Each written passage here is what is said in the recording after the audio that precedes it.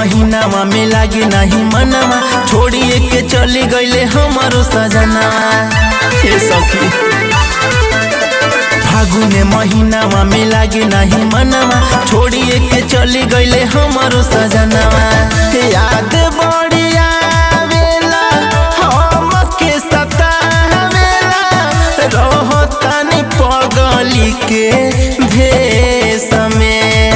और के करा संगे खेलब हम होलिया, पियवा बसेला परदेश में। आर के करा संगे खेलब हम होलिया, पियवा बसेला परदेश में।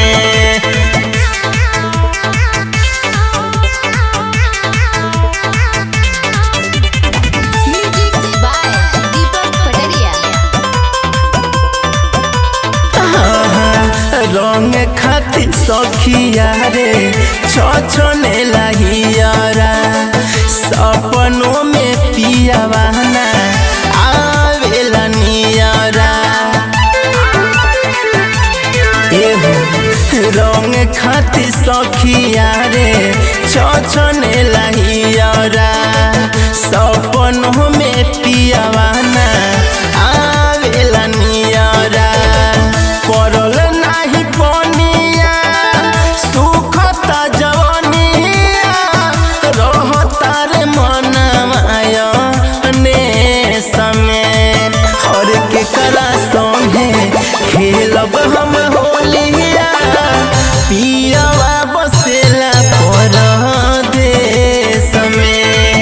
आर के करा संगे खेलब हम होलिया, पियवा बसेला परदेश में।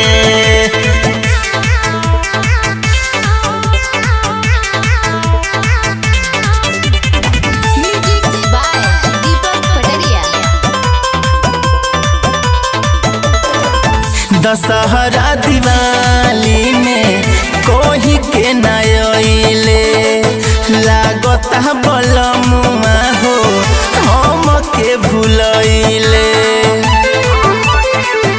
हे सखी दशहरा दिवाली में कोही के नयले, लागता बलमुआ हो हमके भूलैले।